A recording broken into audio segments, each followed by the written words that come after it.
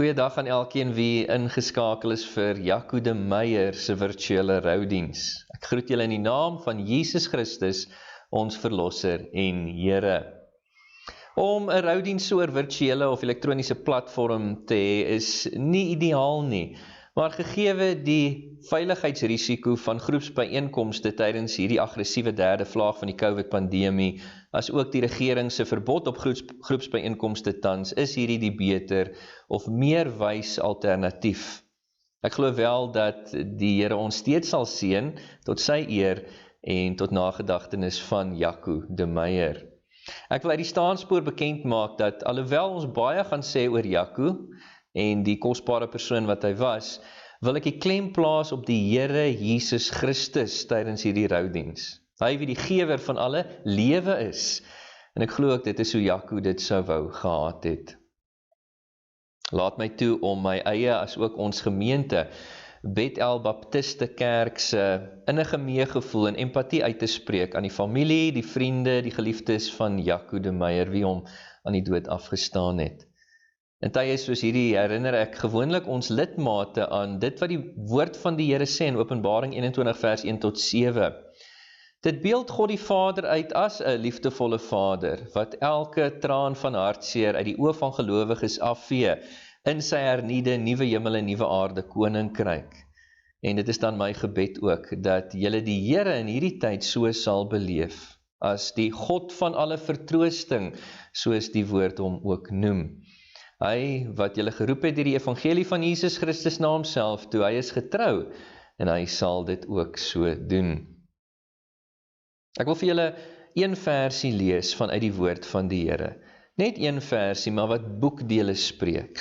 Dit is vanuit Psalm 116 vers 15. Die woord van die Here sê, kosbaar is in die oë van die Here die dood van sy gunsgenote.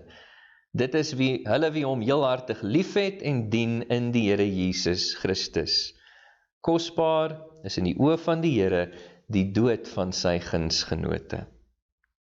Met hierdie gedagte dan kom ons nader die genadetroon van die Here in gebed. Dierbare Hemelse Vader, in die afsterwe van Jaco de Meyer is ons gebed dat U Uself sal verheerlik.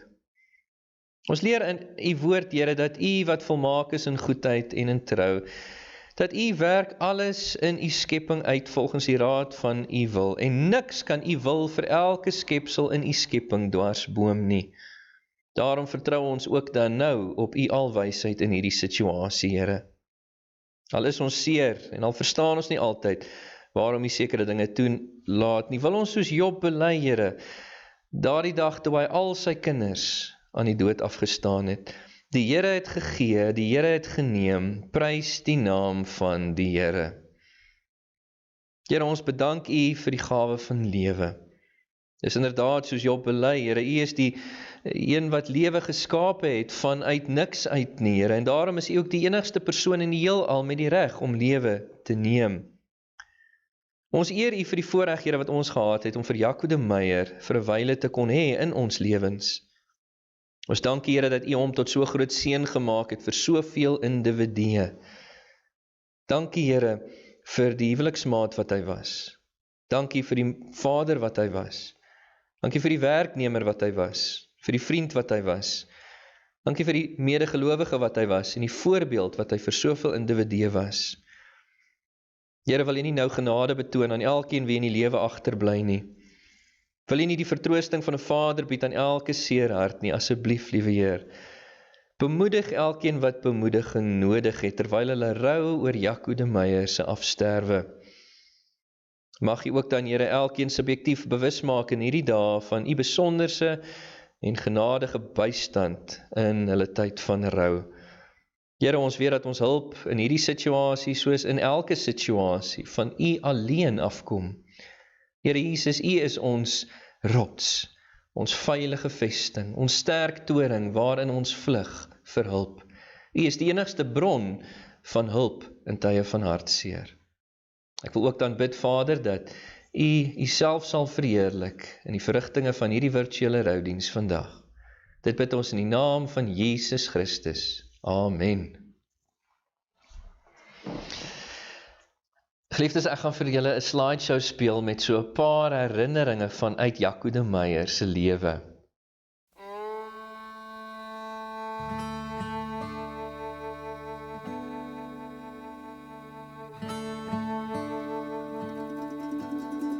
In Christ alone, my hope is found. He is my light, my strength, my song.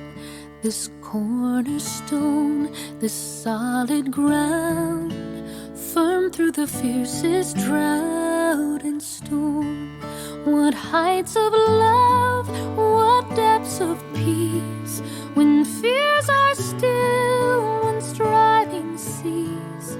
My comforter, my all and all, here in the love of Christ I stand.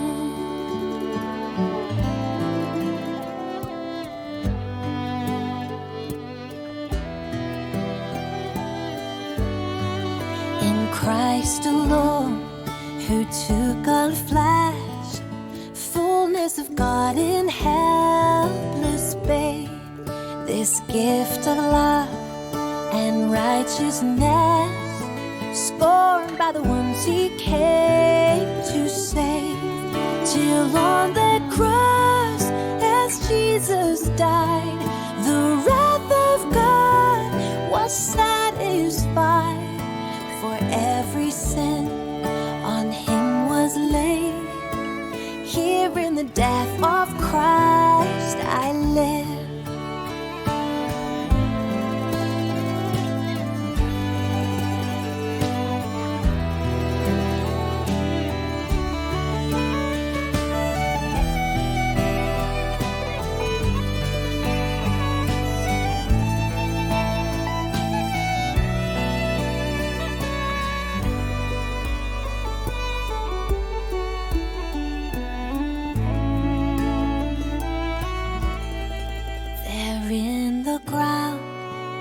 Body lay, light of the world by darkness slain, then bursting forth in glorious day, up from the grave he rose again.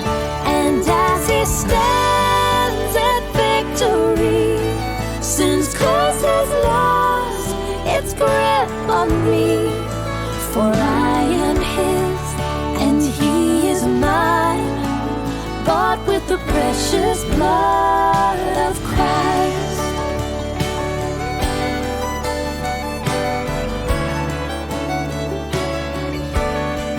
No guilt in life, no fear in death. This is the power of Christ in me. From life's first cry to final breath, Jesus commands my destiny. And no power of hell, no scheme of man can ever pluck me from his hand, till he returns or calls me home. Here in the power of Christ I'll stand. And no power of hell, no scheme of man can ever pluck me from his hand, till he returns or calls me home.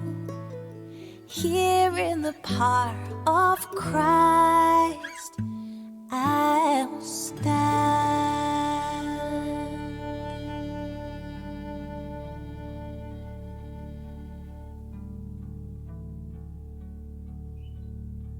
Daar is ook 'n paar huldeblyke wat die familie gevra het dat ek sal speel tydens hierdie aangeleentheid. Dit is huldeblyke van Anton Koekemoer, 'n langtermyn vriend van Jaco, vanaf Henda Besuidenhout. Sy en haar man was huisvriende van Jaco en Denise, van Roan de Meyer, Dion de Meyer, as ook Denise de Meyer, Jaco se geliefde vrou.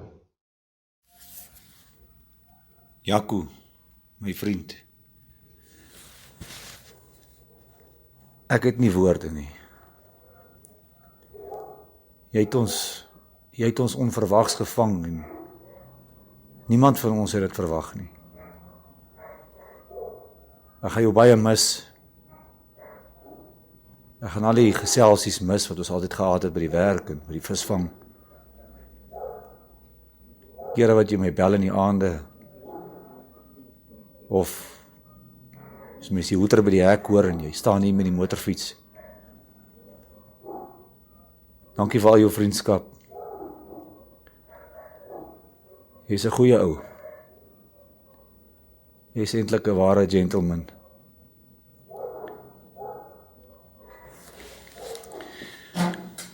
Ja, my vriend, ons het soveel dinge saam gedoen.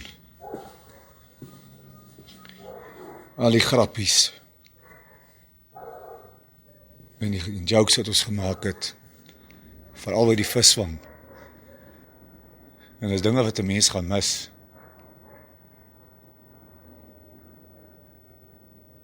Maar ons weet die tyd wat jy deurgegaan het, die laaste ruk in die hospitaal was seker nie maklik nie. En daar waar jy nou is, rus jy en jy sonder pyn en sonder seer en sonder benoudheid en jy's nou in die paleis saam met Jesus.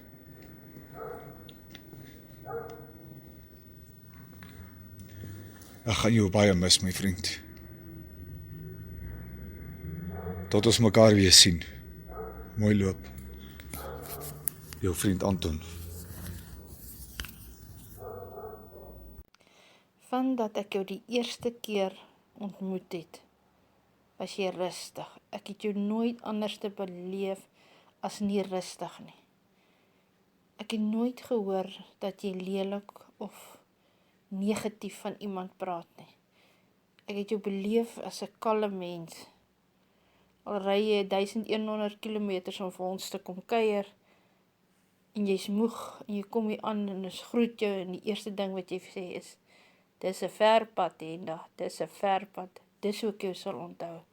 Rustige mens, dankie dat ons bevoorreg was, om jou rustigheid en jou kalmte met jou te kon deel. Ons sal jou altyd onthou. Jy's baie beter af. Mooi bly. Hoe neem 'n mens afskeid van iemand wat 33 jaar lank deel was van jou lewe? My pa, 'n predikant, het 'n beroep ontvang van 'n plattelandse dorpie af hier na Kreersdorp en ek het baie moeilik aangepas. Jaco en Reinhard het skoolvriende geraak toe ons in standaard 6 was. En so is ons deur dik en dun ons skoolloopbaan deur en selfs na dit het ons nog steeds vriende gebly. Nog steeds saam gekuier, saam uitgegaan. Saam nonsens aangejaag. En toe Jaco nou regtig deel vorm van ons familie, toe hy trou met Denise, het ek 'n totale ander kant van Jaco begin beleef. Iemand wat regtig omgee, wat nie skroom om iets te doen vir jou nie. En soms baie keer ten koste van sy eie sak.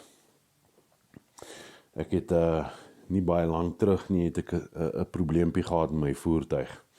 En hy het sommer daar en dan het hy besluit wat die fout is en wat die probleem gaan oplos, en hy het my beloof, hy gaan die parte kry.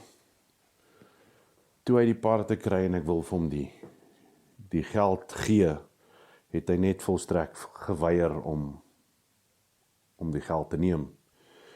En dit is hoe Jaco was. Hy was nie net vinnig om te help nie, maar hy was ook baie vinnig gewees om betrokke te raak in die mense se lewens rondom hom. Ek is nou nie 'n kranige visserman nie, ek hou nie eintlik van visvang nie, maar elke liewe keer as hy vir Lisa gevat het om te gaan visvang, dan het hy my kinders saamgeneem. Tot vir elkeen 'n ou visstokkie en 'n katrolletjie gekry.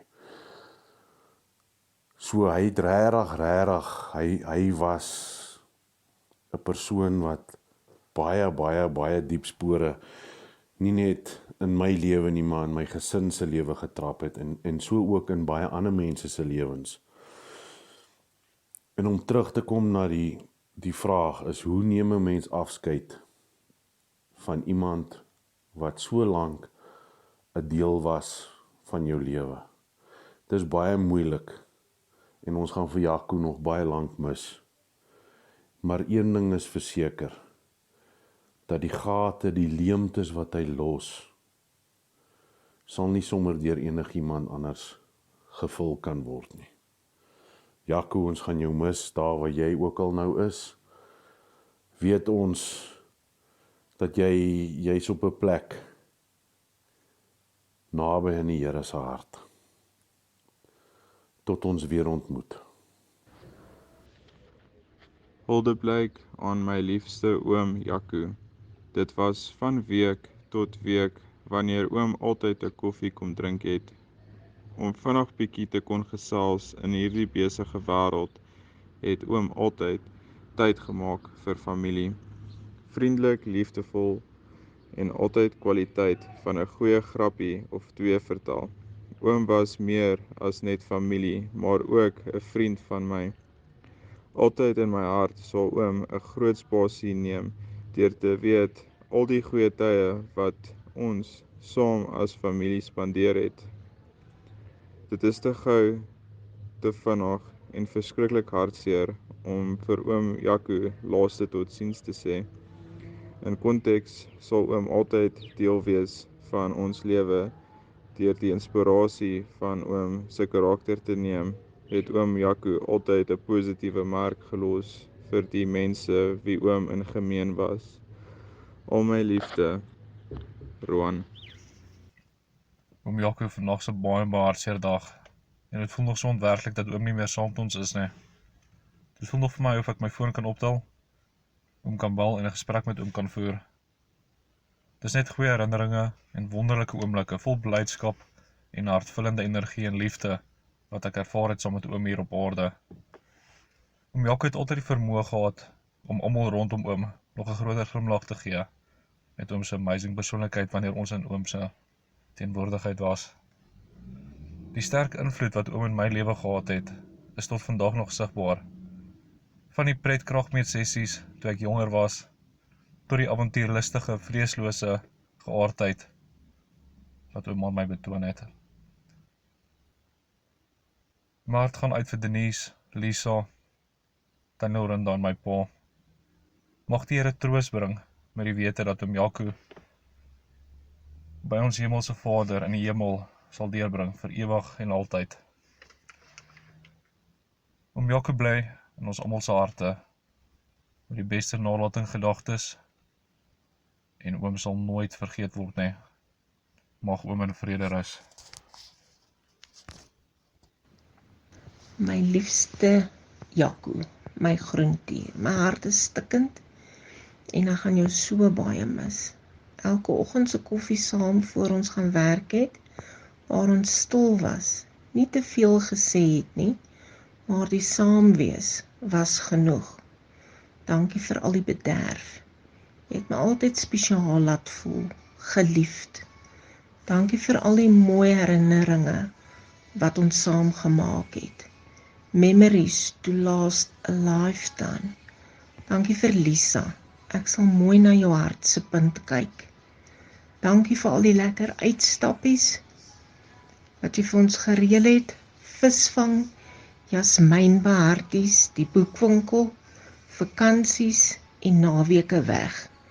Dankie vir die voorbeeld wat jy was, jou liefde vir ou mense en kinders, jou lag gaan stil wees, ons saam lag gaan ek mis. Jy het geweet om my te laat lag. Ek gaan ook nie meer die woorde hoor, gaan ons braai of gaan ons skole gooi. Tot ek jou weer sien by Jesus, jou Gogga, Denise. Jaco geniet die opregte liefde en die waardering van al sy familielede, sy vriende en al sy geliefdes. En prys die Here vir wat hy gedoen het in en deur Jaco se lewe in hierdie wêreld. Ek wil nou oorgaan tot die bediening van God se woord. Mag die Here die prediking van sy woord seën aan ons gehoor.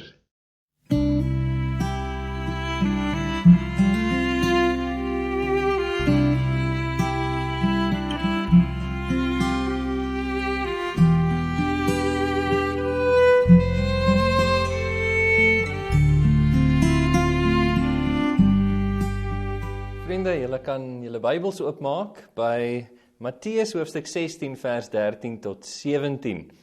Ek wil vanuit hierdie gedeelte vandag met julle gesels oor die belangrikste vraag. Matteus 16 vers 13 tot 17. Deur die loop van hierdie lewe word ons met baie belangrike vrae gekonfronteer, nie waar nie? Vrae met betrekking tot die loopbaan wat jy vir jouself gaan kies, wat jy gaan volg. Vrae met betrekking tot die lewensmaat met wie jy gaan trou en die res van jou lewe saam mee spandeer. Sulke tipe vrae. Nie alle vrae is ewe belangrik nie, maar baie belangrike vrae moet ons beantwoord in hierdie lewe, wat 'n effek het op die res van ons lewens.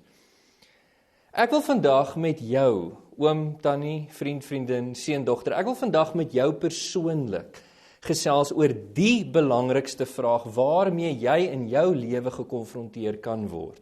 Wat nie net gevolge gaan hê vir die res van hierdie lewe nie, maar gevolge vir die res van ewigheid. Dit is 'n vraag waarvan niemand kan ontsnap nie. Niemand kan wegkruip daarvoor nie. Almal moet een of ander tyd besin oor hierdie vraag. Dit is 'n vraag wat skeiding bring. 'n Vraag wat alle mense plaas in twee uiteindelike groepe met twee uiteindelike eindbestemmings. Dit is 'n vraag wat gevolge inhou vir die ewigheid en bepalend is van waar 'n persoon sy ewige tuiste gaan deurbring na die dood. Dit is dieselfde vraag wat Jesus eens op 'n tyd vir sy disippels gevra het in ons teksgedeelte, terwyl hy saam met hulle op die lang pad was, onderweg na Caesarea Philippi toe.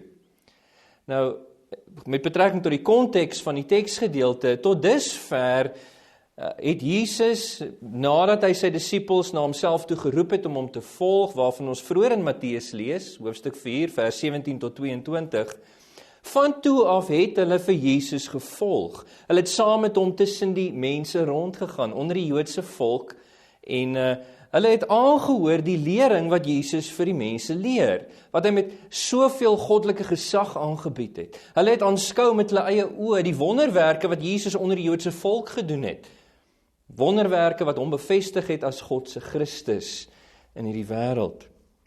Nou is hulle op die lang pad, op pad na Caesarea Philippi toe, en hulle is 'n bietjie afgesonder vir 'n wyle van die konstante daaglikse bediening saam met Jesus, om alles wat hulle van Jesus gehoor het, alles wat hulle van Jesus gesien het, te verwerk in hulle eie harte, en vir hulle self te kom tot 'n oortuiging rakende wie Jesus is. Aanvanklik blyk dit asof Jesus nie druk op hulle gesit het in hierdie verband nie, maar nou soos wat hulle die einde van hierdie reis bereik, hulle kom nou by die streek van Caesarea Philippi aan, nou vra Jesus Christus vir hulle hierdie belangrikste vraag. En dis eintlik 'n toets waarvoor hy hulle stel, om vas te stel of hulle werklik begryp wie hy is, en om te sien of hulle reg is, dat hy vir hulle kon aankondig sy dood wat op hande is, wat hy hierna aan hulle bekend gemaak het in Matteus 16 vers 22. Die belangrikste vraag.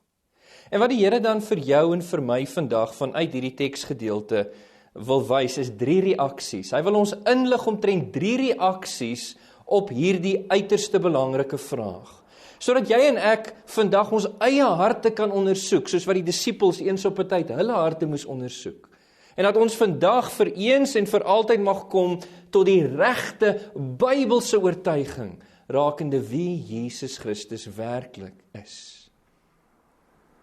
Kom ek lees vir ons teksgedeelte en dan sal ek vir ons daarna bid vir die Here se hulp. Matteus 16 vanaf vers 13 tot 17 sê, ek lees vir ons uit die 2020 direkte vertaling. Toe Jesus in die gebied van Caesarea Philippi kom, het hy sy disippels hierdie vraag gevra: Wie sê die mense is die seun van die mens? Die seun van die mens hier is 'n titel wat Jesus baie lief was om van homself te gebruik. So wat Jesus eintlik vra is, wie sê die mense is ek? En sy disippels het hom toe geantwoord, sommige sê u is Johannes die Doper, ander Elia, ander weer Jeremia of een van die profete. Hy sê toe vir hulle, maar julle, wie sê julle is ek? Simon Petrus het toe geantwoord, u is die Christus, die seun van die lewende God. Wat 'n antwoord, né? U is die Christus, die seun van die lewende God. En Jesus antwoord hom toe, gelukkig is jy, Simon Bar-Jona. In Hebreëus beteken dit Simon, seun van Jona. Want vlees en bloed het dit nie aan jou bekend gemaak nie, maar my Vader in die hemele het dit aan jou bekend gemaak. Net tot sover uit die woord van die Here. Kom ek bid vir ons.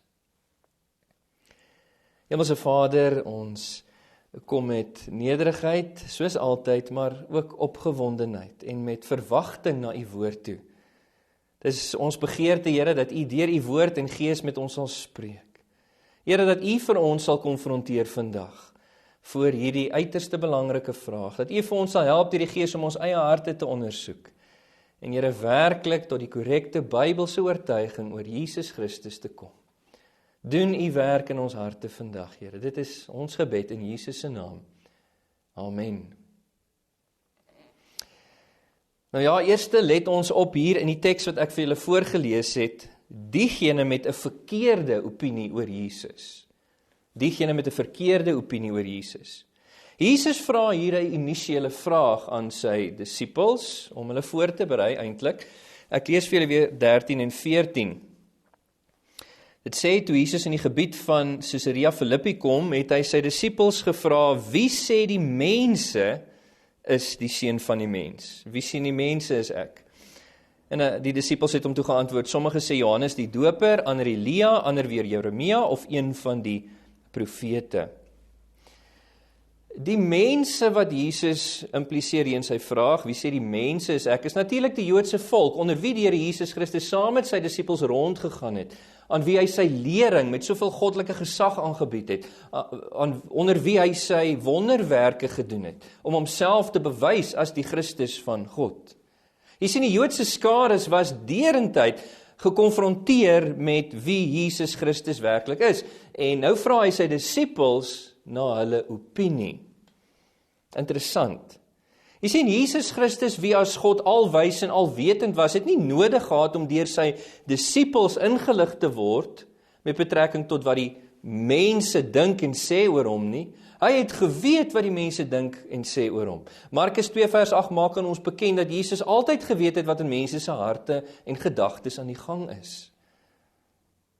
Jesus het nie nodig gehad dat sy disippels hom inlig oor wat die mense dink en sê oor hom nie. Die doel van hierdie vraag is eintlik om hulle eie gedagtes aan die gang te sit, om hulle eie denke te stimuleer met betrekking tot wie hy is, om hulle reg te maak vir hierdie belangrikste vraag, die opvolgvraag wat hy vir hulle wil vra in vers 15. Ons lees hier in vers 14 dat die disippels antwoord hierdie initiële vraag van die Here Jesus. Hulle sê, sommige sê, hy is Johannes die Doper, hy wat die laaste en die grootste van die profete was, die voorloper wat die weg voorberei het vir Jesus Christus se koms. Ander het gesê, hy is een van die voormalige, die ongeskrewe profete, soos Elia. Ander het weer gesê, hy is een van die latere, die geskrewe profete, soos Jeremia, of een van die ander profete. Let julle iets op hier. Al hierdie opinies is goeie opinies oor Jesus. Almal het goeie opinies oor Jesus gehad, wat in kontak met hom gekom het. En in die Joodse konteks was dit 'n besonderse goeie opinie oor Jesus, om te sê, hy is een van die heilige profete van God. En tog is dit 'n verkeerde opinie oor wie Jesus Christus werklik is. Nou hier wil ek 'n toepassing maak.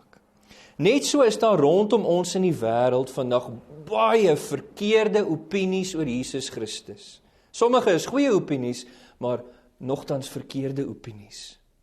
As ons dink byvoorbeeld aan die moslems, hulle het 'n soortgelyke opinie oor Jesus as die Joodse skares hier in ons teks. Ek meen, hulle sê ook dat Jesus was slegs 'n profeet gewees Isa, soos hy bekend staan in hulle heilige boek, die Koran. Of as jy dink aan die Hindoes byvoorbeeld, hulle sê dat Jesus is 'n alternatiewe, of een van die opsies, hy's 'n alternatiewe God, tussen al die gode wat hulle het. Hy's een van die opsies om by die hoër wese in die heelal uit te kom. Die boeddhiste, hulle reken dat Jesus is slegs 'n vooraanstaande en 'n voorbeeldige godsdienstige figuur gewees. Amper gelykstaande aan die Dalai Lama. Om die waarheid te sê, hulle reken dat Jesus Christus was een van die vorige inkarnasies van die huidige Dalai Lama gewees.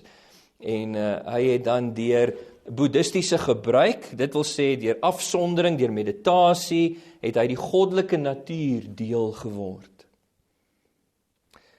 As ons dink aan die Mormone, hulle het weer 'n soortgelyke opinie oor Jesus as die boeddhiste. Hulle reken ook dat Jesus was 'n vooraanstaande, voorbeeldige godsdienstige figuur, maar hy was niks meer as 'n mens nie, en dat hy weer deur sy goeie werke die leer van goddelikheid geklim het, totdat hy uiteindelik deur sy goeie werke die goddelike natuur deel geword het. Die Jehova Getuies, hulle reken dat Jesus was slegs 'n skepsel, of hy is slegs 'n skepsel. Ja, hulle sal sê hy is die eerste van alle skepsels gewees, die primêre, die belangrikste van alle skepsels, maar tog net 'n skepsel op die ou end van die dag. En as ons dink aan die opinie van die ateïstiese wêreld, die ateïstiese gemeenskap, wat eintlik baie wyd is, meeste van hulle erken dat Jesus gelewe het, want dit is regtig moeilik, gegee al die bewyse om te ontken dat Jesus gelewe het. En meeste van hulle sal ook toestem daartoe dat Jesus was 'n goeie mens, net soos die Joodse skades in ons teks. Dat hy was 'n goeie leraar, wie se morele lering ons kan navolg. Hy was 'n goeie voorbeeld, wie se voorbeeldige lewe van liefde ons kan naboots. Soveel opinies oor Jesus Christus, baie goed, maar tog verkeerde opinies, wat mis wie Jesus Christus werklik is. Het jy al nagedink oor wat die mense wie God rondom jou geplaas het, in die lewensstasie waar jy beweeg, wat hulle opinie oor Jesus is? Ek meen, as ek Jesus se initiële vraag aan julle kan stel, wie sê die mense rondom jou? Dit is die lede in jou gesin, die lede in jou uitgebreide familie, jou vriende in jou vriendekring, die bure wat rondom jou bly, die mense by die werk, jou baase, jou bestuurders, jou vennote, jou kliënte, jou kollegas, jou medestudente wat saam met jou by die skool studeer of by die universiteit, of die mede-inwoners saam met jou by die aftreeoord of die ouetehuis. Wat sê hierdie mense oor wie die Here Jesus Christus is? En as jy begin nadink en uitvis, sal jy bewus raak van hoeveel verkeerde opinies daar oor Jesus Christus in hierdie wêreld is. Dan tweedens, let ons ook op hier in die teks, diegene wat huiwerig is om 'n opinie oor Jesus Christus te vorm. Diegene wat huiwerig is om 'n opinie oor Jesus te vorm. Na Jesus se initiële vraag ter voorbereiding van die disippels hier in verse 13 en 14 van Matteus 16, dan vra hy vir hulle die belangrikste vraag. Die vraag waarby hy eintlik wil uitkom, die vraag waarop hy afgestuur het. Jesus was nie regtig getraak met wat die mense gesê of gedink het oor hom nie. Nee, soos ek vir julle uitgewys het, hy het geweet wat hulle gedink het of gesê het oor hom. Hy was besorgd oor wat sy eie disippels gedink en gesê het oor wie hy werklik is. En daarom vra hy dan vir hulle die vraag van vers 15. Hy sê toe vir hulle, maar julle, wie sê julle is ek? En dit is die belangrikste vraag waarmee Jesus Christus elke liewe mens in hierdie wêreld konfronteer. Maar julle, wie sê julle is ek? Vers 16 lig ons in dat dit slegs Simon Petrus, slegs een uit die 12 was, wat gereageer het op hierdie vraag van Jesus. Slegs hy was gewillig om 'n opinie te vorm oor wie Jesus is. Die ander was stil gewees. Nou dit mag wees dat Petrus hier, soos op ander plekke in die evangelies, die spreekbuis was vir die 12, en dat hy in sy antwoord die opinie van die 12 gereflekteer, of te kenne gegee het. Maar ek is nogal geneig om nie so te dink nie. Ek is geneig om te dink dat Petrus hier net namens homself praat. En ek dink so vir 2 redes. Eerstens, ons weet byvoorbeeld dat Thomas, een van die 12, wie ook bekend staan as ongelowige Thomas, dat hy eers na Jesus se liggaamlike opstanding uit die dode tot 'n korrekte Bybelse oortuiging rakende wie Jesus is gekom het. In Johannes 20 vers 27. So dis duidelik dat Petrus nie hier in vers 16 namens Thomas praat nie. En ook in vers 17 van ons teks, wanneer Jesus reageer op Petrus se antwoord, dan sê hy vir hom, gelukkig is jy, Simon Bar-Jona. Nie die ander nie, Jesus het vir Petrus in gedagte, gelukkig is jy, omdat hy reg geantwoord het. Jesus het geweet dat Petrus was die eerste, en op hierdie punt nog die enigste een van die 12, wat tot 'n korrekte Bybelse opinie rakende hom gekom het. Die ander disippels daar saam met hulle, wat op pad was na Caesarea Philippi toe, hulle was ook, net soos Petrus, blootgestel aan al dieselfde dinge, dieselfde lering van Jesus, wat hy met soveel goddelike gesag aangebied het, dieselfde wonderwerke het hulle gesien, wat Jesus gedoen het, wat hom bewys en bevestig as die Christus van God. Hulle was blootgestel aan al dieselfde dinge, maar tog antwoord hulle nie, hulle is huiwerig. Dit is net Petrus wat reageer.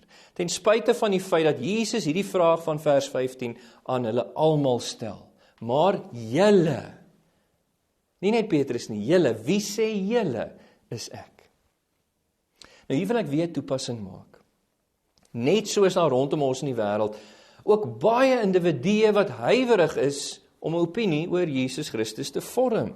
Miskien ken jy sulke individue, miskien is jy so 'n individu. Jy sien, soos die disippels hier in ons teks, is hulle wat huiwerig is om 'n opinie oor Jesus te vorm, nie vanuit die staanspoor gekant teen Jesus Christus nie.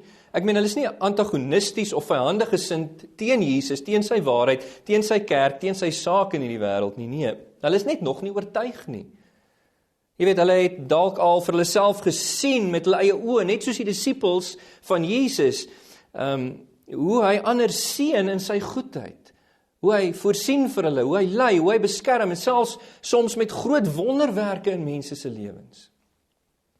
Hulle het selfs dalk al gehoor, net soos die disippels in ons teks hier, die waardigheid, die logika, die sinvolheid van Jesus se woord. En hulle het ook al gewaar hoe die evangelie boodskap van Jesus mense se lewens totaal en al kan verander. Maar hulle is tans nog draadsitters. Hulle hinker op 2 gedagtes met betrekking tot hierdie uiters belangrike vraag: wie sê julle is ek? Hulle is tans nog gereserveerd met betrekking tot hulle oortuiging rakende wie Jesus is. En weet jy, as jy rondom jou gaan begin kyk in die wêreld, sal jy agterkom, daar is ook heelwat sulke mense. Dan derdens, in die teks sien ons ook diegene met 'n korrekte Bybelse oortuiging oor Jesus Christus. Diegene met 'n korrekte Bybelse oortuiging oor Jesus. Petrus reageer op Jesus se vraag van vers 15, en hy sê, U is die Christus, die Seun van die lewende God. Ja, wat 'n antwoord. Implisiet in Petrus se stelling hier, U is die Christus. Bedoel hy, U is die gesalfde wat vanaf God kom. U is die beloofde en die lang verwagte verlosser wat sy volk van hulle sonde sou verlos. U is God in die vlees met ons, Immanuel. U is die enigste middelaar tussen God en mens, wie deur die verlossingswerk, vergifnis van sonde, verlossing van God se toorn oor sonde sou moontlik maak. Wie elke gelowige sou versoen met 'n heilige God en aan hulle verseker die ewige lewe en 'n ewige erfenis. Dit is wat Paulus impliseer in hierdie stelling. U is die Christus van die lewende God. En net om versekering te gee dat dit wel die regte Bybelse oortuiging omtrent hom is, reageer Jesus dan hier op Petrus se antwoord. En hy sê, gelukkig is jy, Petrus. Gelukkig is jy, Simon Bar-Jona. Want vlees en bloed het hierdie waarheid nie aan jou geopenbaar nie, maar my Vader wat in die hemel is. Let op wat sê Jesus hom, gelukkig is jy, wat reg geantwoord het. Jesus impliseer dat ware goddelike geluk is nie opgevang in enigiets in hierdie wêreld nie, enigiets verbygaande en tydelik nie, soos materiële rykdom, soos posisie en status, mense erkenning, titels, verbygaande plesiere, enigiets in hierdie wêreld nie. Ware goddelike geluk is die deel van elkeen wie op grond van die openbaring van die Vader in die hemel, deur sy Heilige Gees in die hart, kom tot daardie korrekte Bybelse oortuiging rakende Jesus, naamlik dat hy God se Christus is. Jy sien, Jesus noem ook vir Petrus gelukkig, want dit is net hulle wat daardie korrekte Bybelse oortuiging oor Jesus het, wat na hom toe sal draai, na hom toe sal kom, deur bekering en deur geloof, om vanaf hom te ontvang vergifnis, verlossing, versoening, die ewige lewe en die ewige erfenis in die nuwe hemel en nuwe aarde hierna. Ag, laat ek weer 'n toepassing maak hier. Laat my toe om Jesus se vraag hier, die belangrikste vraag, persoonlik te maak. Vir jou vandag, oom, tannie, vriend, vriendin, seun, dogter.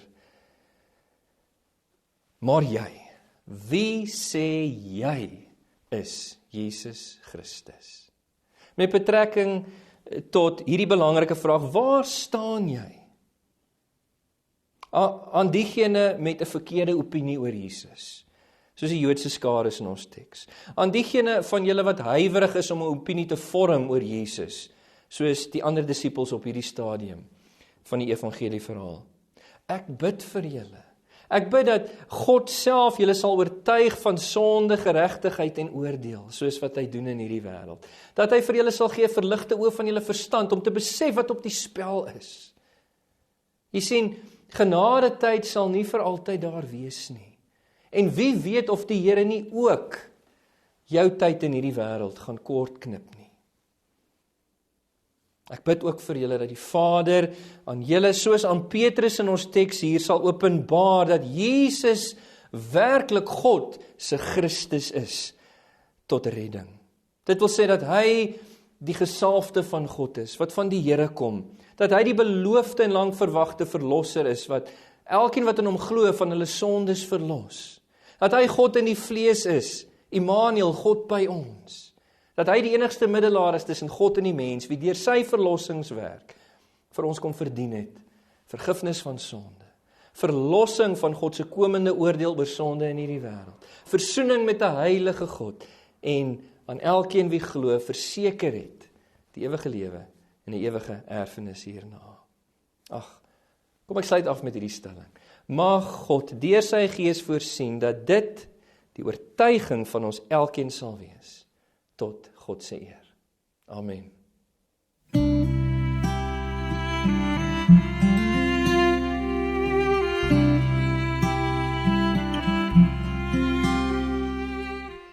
Daar is ook 'n paar bedankings wat die familie gevra het dat ek vir u sal voorlees op hierdie aangeleentheid. Ek doen so. Dit is Denise wat skryf hier. Sy sê, ek wil eers net aan ons hemelse Vader dankie sê dat Jaco deel van ons lewens was. Dankie Here dat u ons koning is. Amen op dit. Dankie ook aan Martins begrafnisondernemings vir julle diens. Dankie aan James Mediese Fonds met die reël van die ambulanse. Dankie ook vir Kreersdorp Privaat Hospitaal se personeel en dokters wat met Jaco gewerk het toe hy opgeneem was. Groot dankie aan Marinda Clark, asook Marco Marie met die hulp van die suurstofbottel by die huis. Marinda en Lance, dankie ook vir al die eetgoed. Lorinda, Dion, groot dankie vir die hulp, die liefde, die bystand in die moeilike tyd terwyl Jaco siek was, vir medisyne en kos. Liesel, Henny, dankie dat julle altyd daar was vir ons, vir al ons inkopies terwyl ons in isolasie was. Mami, dankie dat ma my gehelp het om na Jaco te kyk terwyl ons almal so siek was. Ek dank die Here elke dag vir ma. Dit is tannie Merlin Botha, wie 'n lidmaat is by ons in die gemeente. Dankie vir al die blomme, die kaartjies, die boodskappe, oproepe, eetgoed en die bederf van familie en vriende. Ons is baie lief vir julle elkeen. Dan ook dankie Dominee Frans vir die diens wat jy gehou het en jou en Esther se bystand en liefde in ons tyd van groot hartseer. Met al ons liefde, Denise en Lisa de Meyer. NS onderaan, Reinhard Meisiekind, dankie vir jou vriendskap met Jaco, jou plek gaan leeg wees. Ek wil hierdie virtuele roudiens dan afsluit net deur 'n seënbede.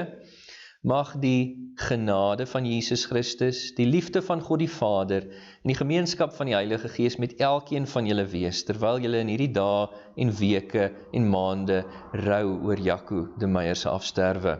Ek speel ook heel laas vir julle 'n medley wat die familie gevra het dat ek speel op hierdie aangeleentheid. Dit is 'n medley van die Kaalvoet Kinders.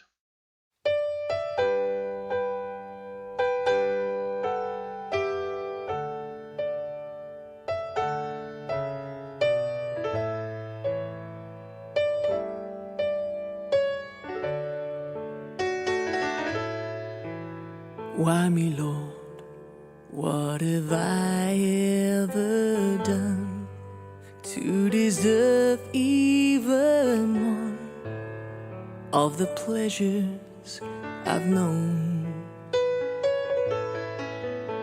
Tell me, Lord, what did I ever do that was worth love from you and the kindness you've shown? Lord, help me, Jesus, I've wasted it, so help me, Jesus, I know what I am. And now that I know that I needed you, so help me, Jesus, my soul's in your hand.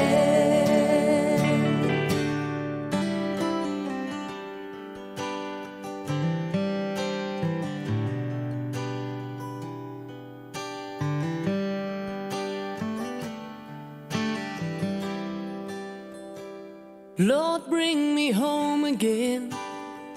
I'm no longer able to bear the bitter winds or the heavy rains. I've long been settled, Lord, without comfort. Just a man on an earthly throne heading for the grave. Carry me home, sweet Jesus, lift me until I've flown the shadow of shame. Your love alone, Lord Jesus, mends me, lift me up, oh Lord, carry me home. Carry me home, sweet Jesus, lift me until I've flown the shadow of shame. Your love alone, Lord Jesus, mends me, lift me up, oh Lord, carry me home.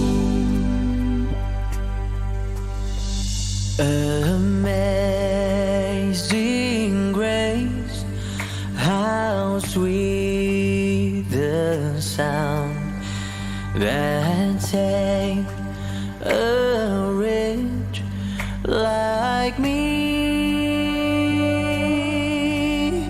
I once was lost, but now I'm found. Was blind, but now I see.